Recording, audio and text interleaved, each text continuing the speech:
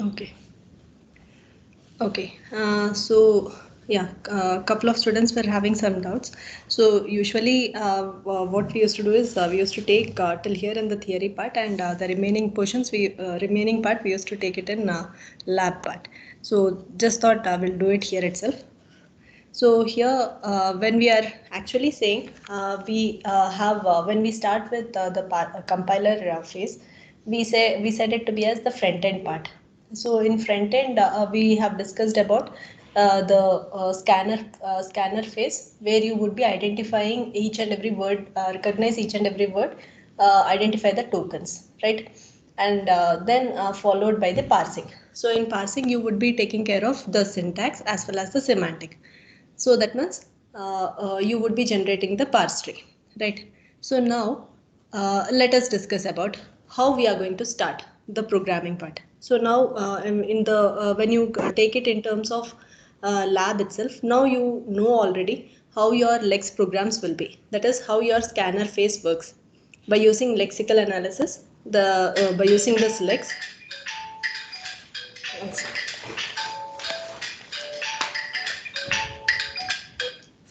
By using this lex, you would be generating the sorry for that. By using this lex, you would be having you would be identifying each and every tokens. And now you have discussed about the parsing phase. So when we discussed about this parsing phase, that means it is clear that we will be having a separate file for representing the grammar. Say for example, this the production rule what we had here. So we will be having a separate file which will be used for representing this production rule. And we will be having in that same file we would be representing this what we have to analyze.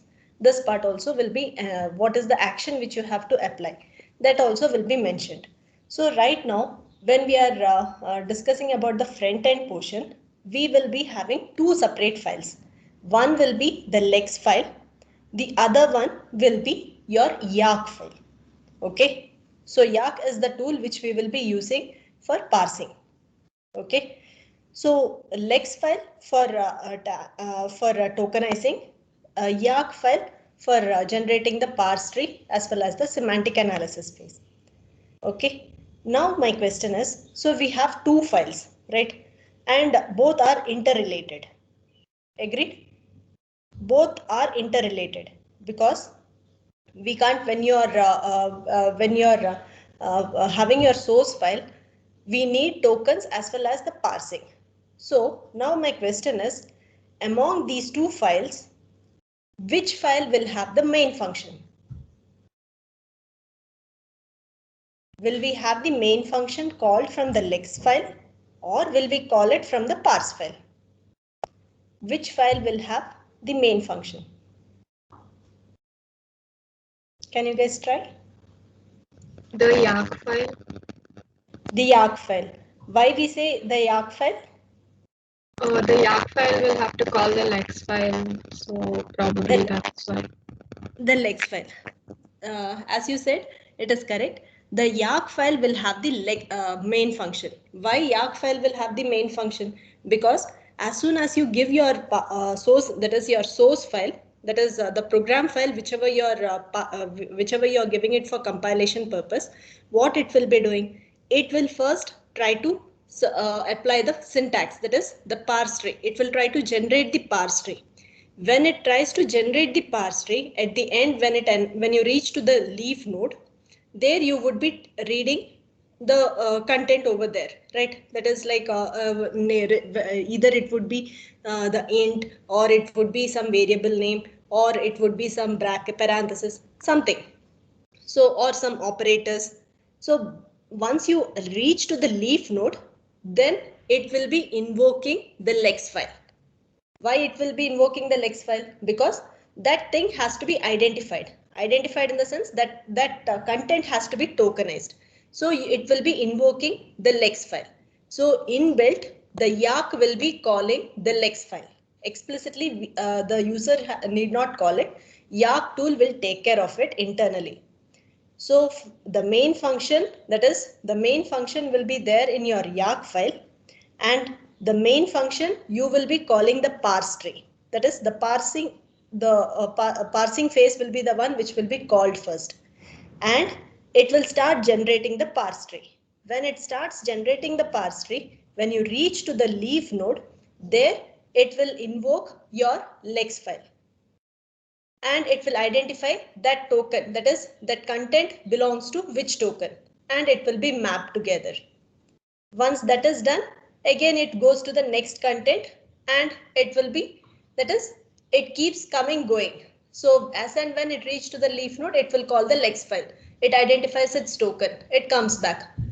Along with the token, when I'm saying we are going to identify the tokens, along with that there are a couple of things which will be taken care.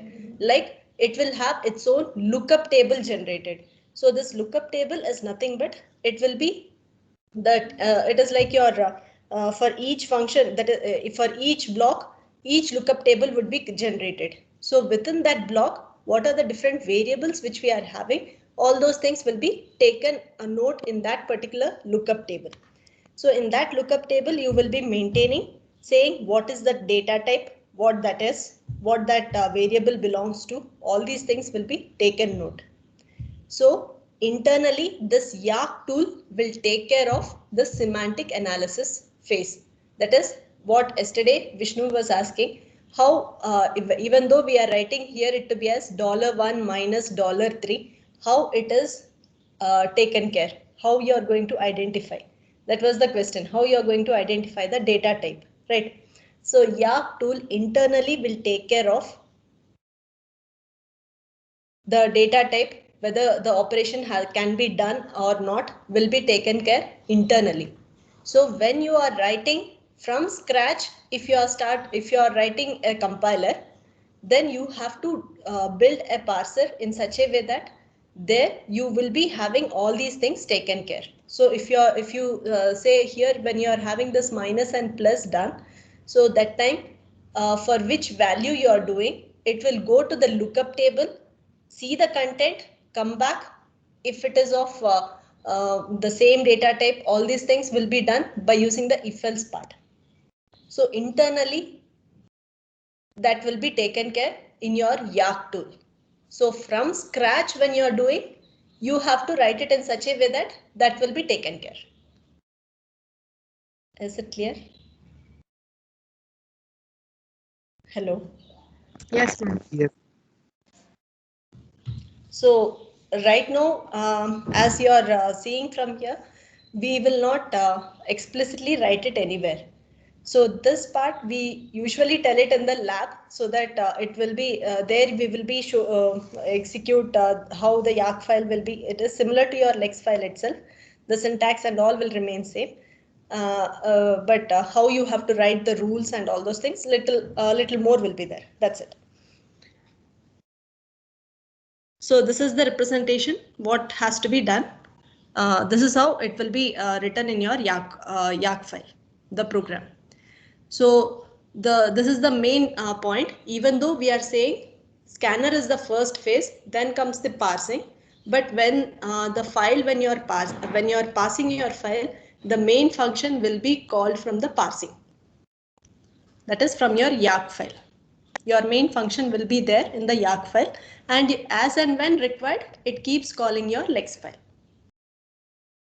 Identifies the token. Along with the token, if it is a variable, then it will take note of all the data types also, variable or constants. It will take care of the data types, and it will be maintained in the lookup table. We will discuss about this lookup table thing when we start discussing about the procedures. Next chapter, we will start discussing about the procedures. That time we will discuss about this lookup table. For each block, this new lookup table would be generated, and it will maintain each and every details. That is details in the sense, for each name, it will be each new name will be stored in the lookup table. So when I say name, it can be the name given for a structure. It can be name given for function. It can be a name given for given for a variable or an array, whatever it is. That's the reason why we are just giving a name to be as a name. Okay. And there were a couple of students who had another doubt in the same portion, the same thing. That is nothing but in this line. I'll just erase this part.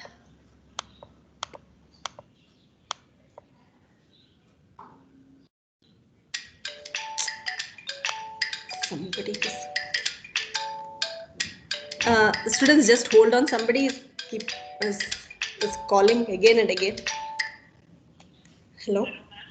Hello. Gautam, I'm taking class, right?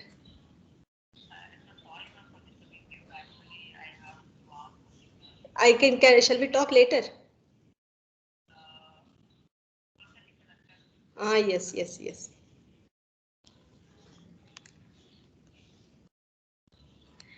Okay. Sorry for that. Okay. So there was a doubt here, which says it to be as factor gives open parenthesis expression close parenthesis. But when we see the rule here, the action what we are applying here we are directly saying it to be as dollar gives $2. Here, do I need to specify the bracket? Do I need to mention the bracket here? Yes or no? Am I muted? Hello? No, ma'am, you are audible. Okay. Brackets aren't needed because we're just calculating the value now. The parenthesis in the action phase, we don't require the brackets. Why we don't require the brackets? Why? Because we are generating the parse tree, right? So based on the parse tree, the execution will happen. So in the parse tree, we will have, if you are having any parenthesis in the parse tree, the brackets, the parenthesis would have been mentioned, right?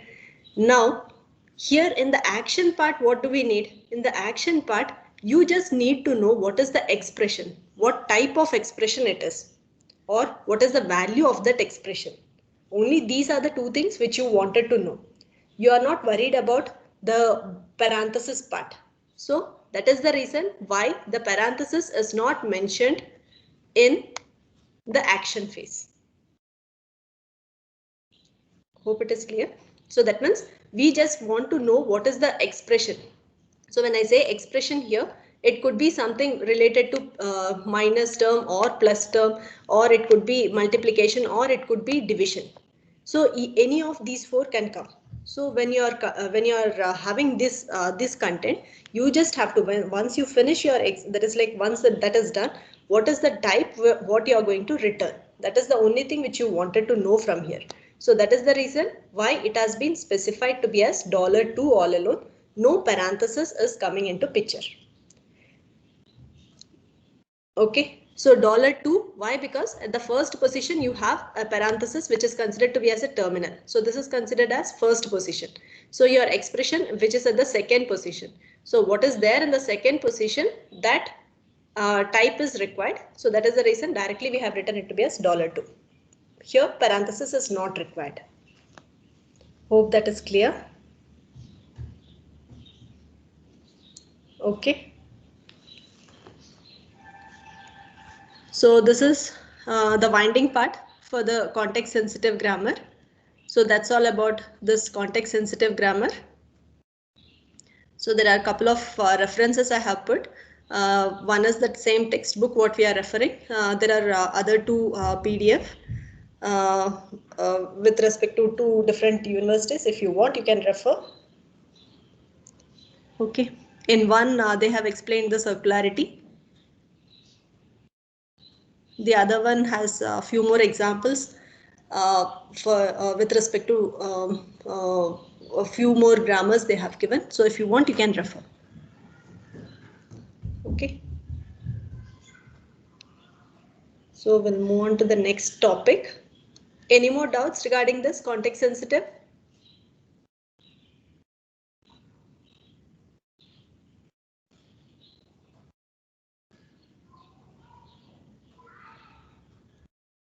Okay. So we'll move on to the next topic, which is considered as intermediate representation. Okay. Okay, now, so before going for this intermediate representation, let's see what are the things we have right now. So right now, as I have said, once we pass your input file, what happens? We call your parsing file. Okay, I can say it to be as parsing file, or I can say it to be as YARC tool. So once I call the YARC tool contents, what it happens? It will be calling the lex file, and as and when required, it will be taking care of the tokenization as well as the semantic analysis will be done from the parsing phase. So what is the output what you will be having from the parsing phase? Once you complete the parse phase, what will be the output what you are expected? Parse tree. Parse tree, right? So you will be having your parse tree. That is what is expected right now.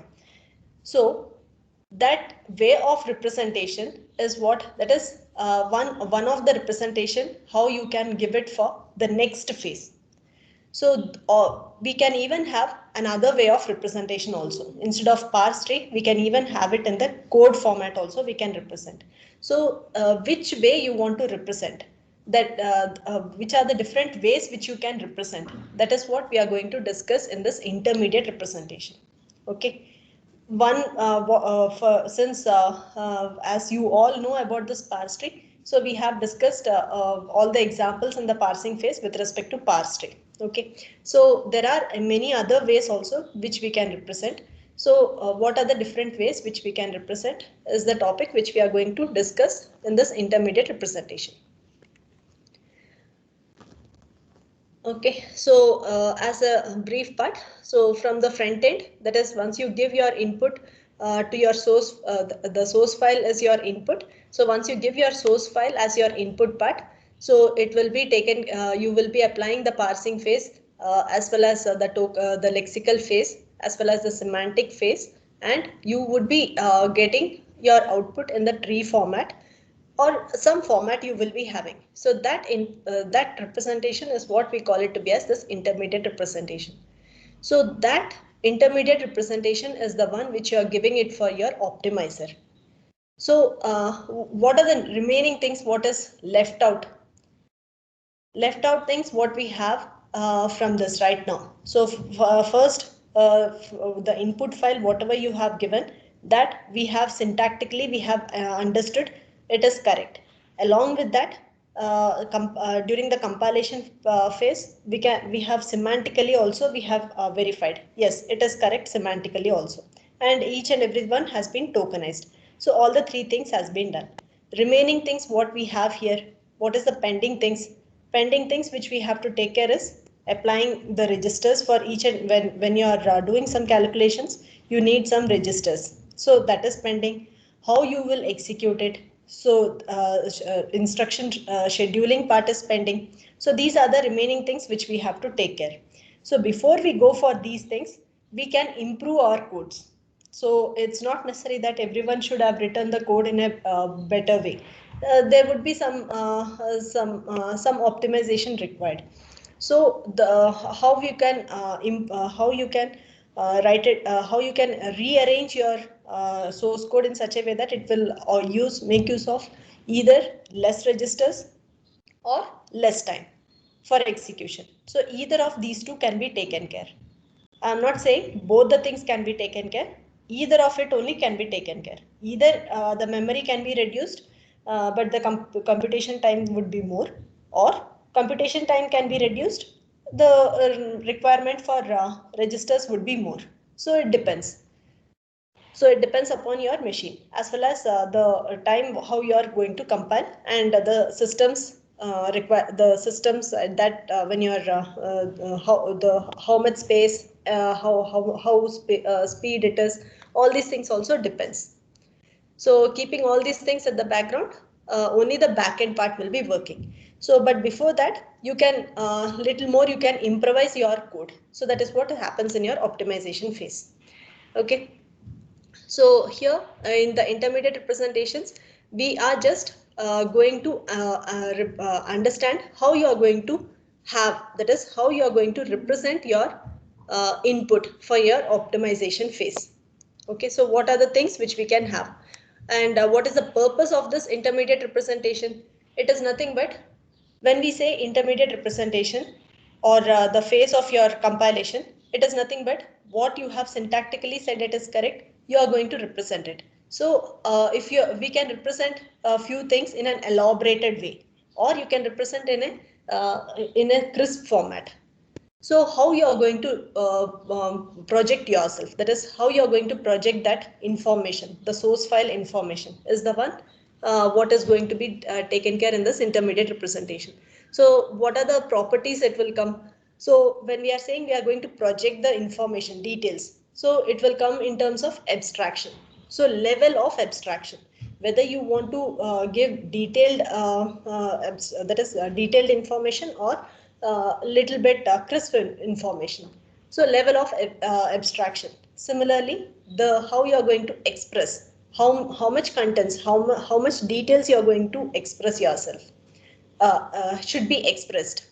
So based on these two things, the cost also comes into picture. Along with this, the procedure, that is the procedure call, all those things will be coming into picture. So these will be the properties for your intermediate representation. Okay. So, and this is one of the most important part also, how better way you can abstract your information. So keeping this, these are we have three ways of representing your representing the intermediate representations. So we call it to be as structural intermediate representation, or we can call it to be as the second one is linear intermediate representation, or we can have combination of it. So combination is considered to be as hybrid intermediate representation. Okay, so the first one, if you take, which is considered to be a structural intermediate representation. So when we say it to be a structural, so it is nothing but it is some sort of structure has to be created. So structure in the sense which will be a graphical representation. So when I say graphical representation, it could be graphs or it could be trees. So either of these representation could be taken up. So something similar to your parse tree. So that those things comes under the structural intermediate representation. There is another one which we call it to be as linear intermediate representation. Here it is nothing but it will be your pseudocode. So partial code, something like your assembly code what we have written, something like that. Okay, so simpler way of representation will be the one which will be taken care in this linear intermediate representation. So either we can have it to be as one address code, or we can consider it to be as three address code. Based on the machine, we can have the code mentioned. What will be the advantage when we go with this linear intermediate representation?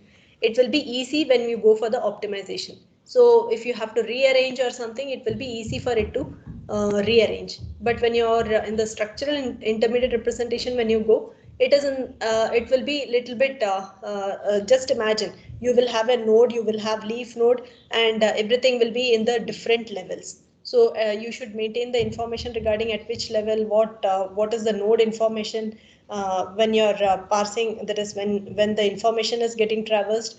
It has to be traversed in one direction. So the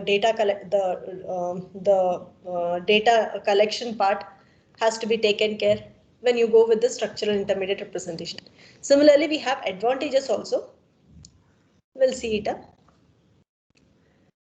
In linear intermediate representation, when we go, it is very easy for us to analyze, as well as we can rearrange the structure of it. Everything can be easily done, and it will be very simple. Why I'm saying it is very simple? Because it is one address code or three address code. You can just map it with your embedded systems code, what you have written. Similarly, we can have combination of hybrid structure, that is we can have a combination of linear intermediate representation as well as structural intermediate representation. That is, some portion of your representation can be represented in the linear form, and some which is easy in the way of representing in the graph. So some portion can be taken up in the graphical way, some portion can be mentioned in the linear way.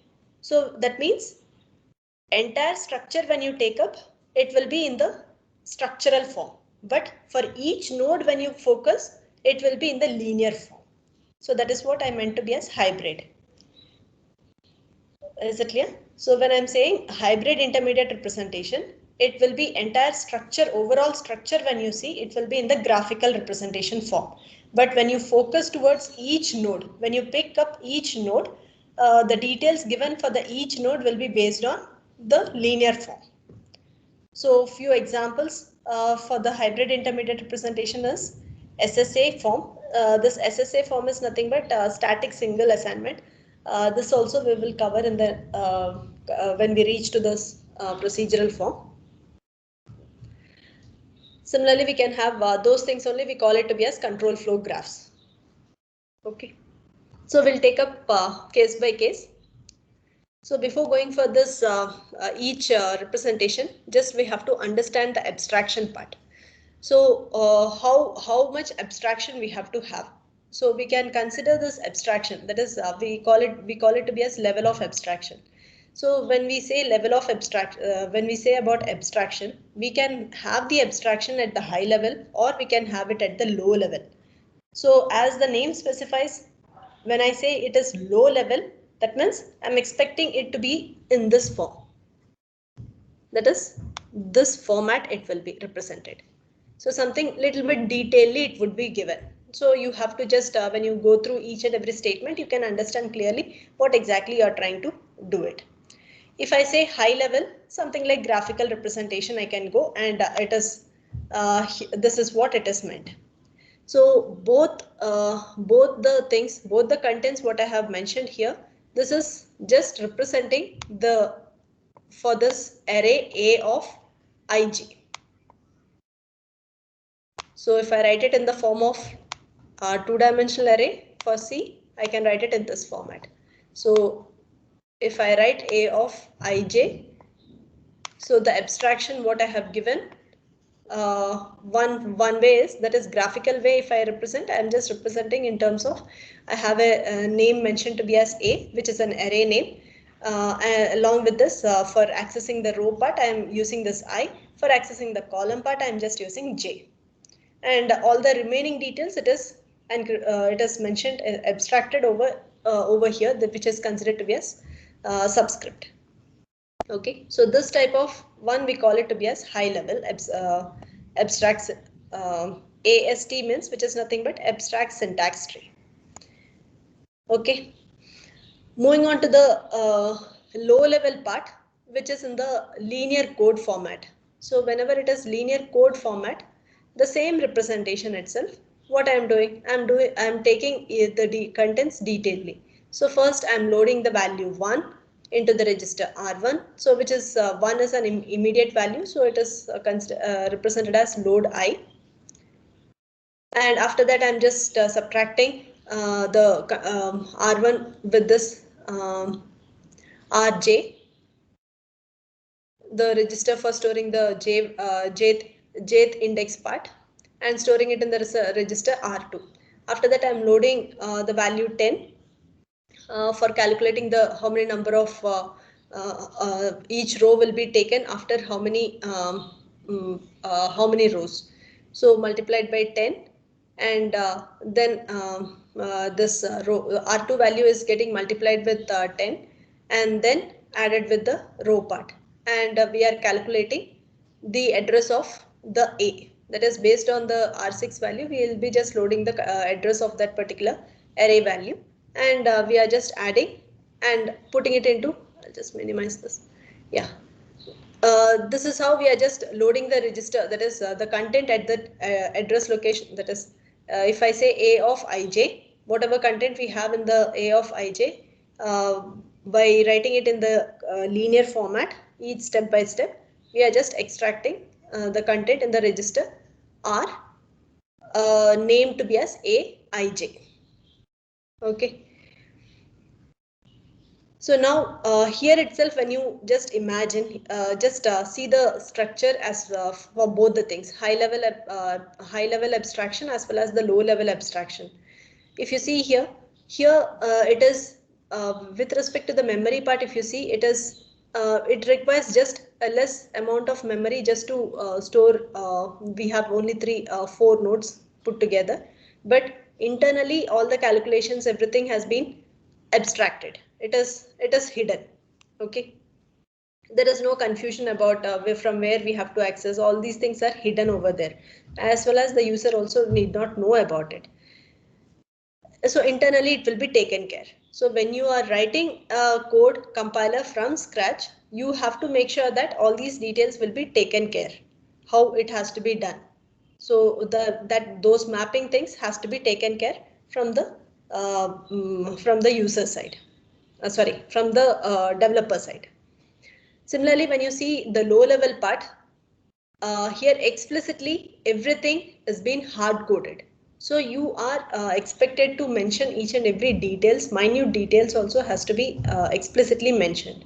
So based on these minute informations, if you think certain steps can be, that is, since you know about this pipelining, if you want to reduce the number of pipe stages and all, then you can just rearrange it. Even if you can just analyze the code, and if you can reduce the computation time and all, then you can just rearrange it, so that all of us know that the load and store will take more time when compared with add and subtract, and similarly multiply also will take little more time when compared with add.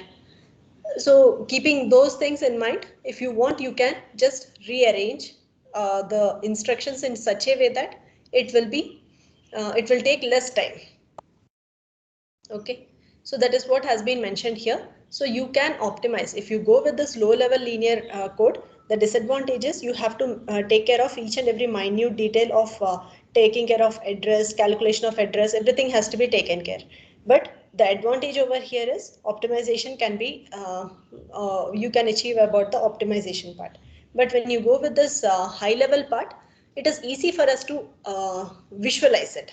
But remaining things has to be taken care internally. So now the what we when you are trying to build a compiler, what is the thing which you have to know is which way you want to show it. Whether you want to show it in a detailed way, that is in the linear code format, or whether you want the graphical way. So that means how much detail you want to abstract, you have to hide, that you can decide. Okay, that is you in the sense the compiler developer can decide. So just represented the content what has been mentioned in the low level linear fashion, that has been just took out over here in the tree structure. Just briefing you so that it will be more clear. Just shown in the tree structure format. So first you are taking, sorry, this is I suppose, yes, this will be I. Okay. So first we were calculating for the number of rows as well as the number of columns, and the address of that particular A variable. Everything will be taken up and added, and that content would be loaded into a particular register. So it depends. So which way you want to have. So that is what has been mentioned. So structural intermediate representation is usually taken to be as the high level part, and linear intermediate representation is considered to be as the low level part. Okay, it's not always necessary. Why? Because when we come up with the hybrid intermediate representation, you can have the combinations of it. So that's the reason why it's not always necessary. That's the reason why I have mentioned this point. It's not always necessary that always linear intermediate representation should be in detailed form. That also you can make it to be as high level. That's what. How much abstraction you want to do, that is up to the compiler developer part.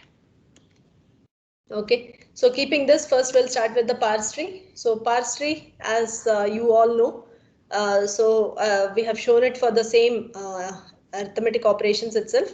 So x minus 2 multiplied by y if you are having. So all of us remember the grammar for it. So according to the grammar, the parse tree has been generated over here. Okay.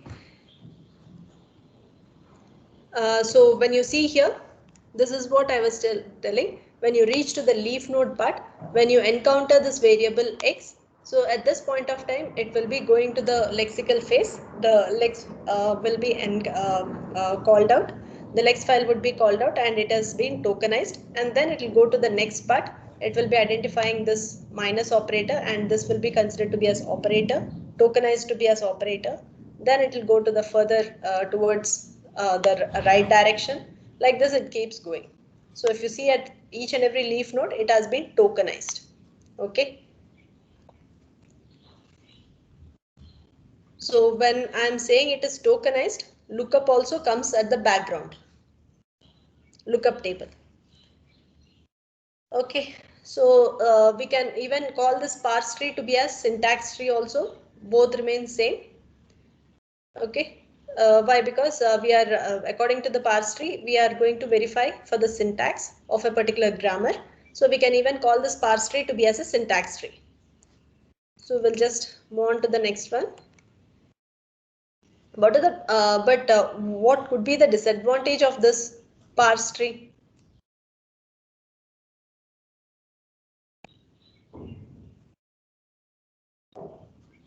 Can someone tell? Any disadvantage for the parse tree? Okay. There is, if you see this for this expression, a multiplied by 2 plus a multiplied by 2 multiplied by b. I don't know whether it is clear for you or not. This parse tree has been drawn for a multiplied by 2 plus a multiplied by 2 multiplied by b. Okay. So now if you see, we have twice a multiplied by 2, right? So if you see the parse tree, this portion, this part remains common, right? Here as well as this part, this part, this circle and this circle remains same, right? So that means when we go with this parse tree, if we are having the similar content, it is getting duplicated. That is, duplicate contents are getting, it keeps generating. We are not taking care of it. So that means how much memory would have been lost. That is, if when we move from one phase to another phase, this entire tree has to be moved, right? So when we are having these many duplicate contents, how it would be very it won't be that good, right? That is, we have to improvise on this tree. Keeping duplicate contents and moving this part, it doesn't look good. So this is the one of the disadvantage of this parse tree. So the parse tree doesn't take care of the duplicate contents. So that is the only disadvantage when we go with this parse tree. So to gain some space or something, what we can do is we can go with this abstract syntax tree. What is the advantage of going with this abstract syntax tree? This tree is also same as your parse tree. But what is the difference is, here we will not mention the non-terminals.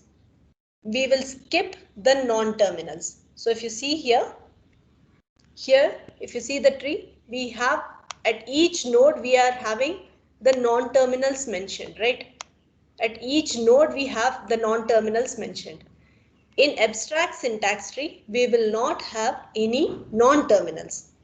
We will directly draw the tree based on your expression itself.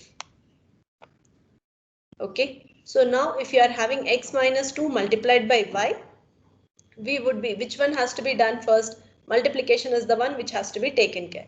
So which will be done at the first. So accordingly, multiplication has been mentioned, 2 into y, and that result will be given to the top part, and minus x from here. So arrow also. So first a node which you will be having is minus, arrow, x, another arrow, star. This is how the tree will be for your, with respect to abstract syntax tree. So same thing if you draw for your parse tree. Parse tree means you will be having your production rule, and using that production rule you will have all the at the each node will be nothing but your non-terminals, and Only the leaf node will have the details regarding the tokens, right? So now you just see how much space would have been gained when we go with this abstract syntax tree. So abstract syntax tree is nothing but it's a parse tree, but we will not have the non-terminals mentioned. All the non-terminals has been removed. So it is easy for us to analyze, as well as it is easy for from the computer side also. That much space is not, you don't require much space to store your tree. Okay. So the same thing, that is a multiplied by 2 plus a multiplied by 2 multiplied by b. The same one which I have drawn with respect to parse tree, the same thing I have drawn with respect to abstract syntax tree. So when always this multiplication will happen at the bottom when compared with addition. So first plus has come, so plus operator with arrow followed by x, that is the star. Here it is a, 2, then again here multiplication, again multiplication with a, 2, b. Okay, is this tree correct? Why didn't I had this part like this, multiplication? Why didn't I draw the tree in this format, a and then a star here, a star here, then 2, b. Which one would be correct, or both are correct?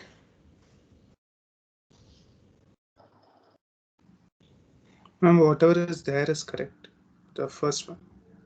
Yeah, why this is wrong? Associativity, ma'am. Associativity. Associativity, why? Because we always go from left to right. So first a into 2 should happen, and then only it should be, that result should be multiplied by b. Okay, so that is the reason why this won't be correct. Okay, so this is how the abstract syntax tree will look. Last one is directed acyclic graph, which we will take care in the next class. So we'll stop with this. Okay. So any doubt as such?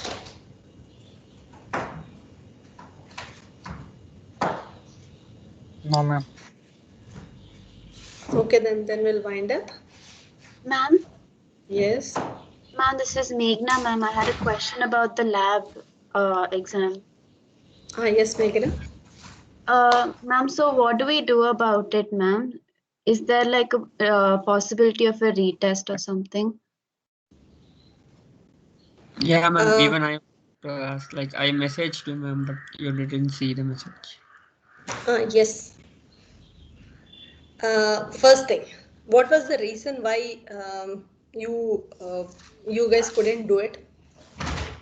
Ma'am, what happened was that AUMS, the link that AUMS had got expired in 30 minutes, ma'am. Like the AUMS thing only went off in 30 minutes. What was So our first instruction, Meghna? we have to copy the link, ma'am, Only the link and the question. and the question. How many times we told? But ma'am, I thought it will stay there until I finish the thing. I copied the question, I started doing, I just forgot to copy the link. You thought. Right? Whose mistake is that? It's mine, ma'am. So from past 1 year, you are doing the same process, right? No, ma'am, this is actually new for us also. Hey. Like the link doesn't expire. If the exam is for 1 hour, the link expires in 1 Link hour. will Like get that. expired. No, ma'am. I meant like usually the link will be sent in like Teams or something. That's what we are also we also have done, right? No, ma'am. The link was actually in AUMS. Link So- was, that is what I'm saying. It was, what was our first instruction, Meghna? Yes, ma'am. But it's Justification, an we can honest do it in many mistake, ways. ma'am. It's our mistake, ma'am. I agree. It is our mistake only.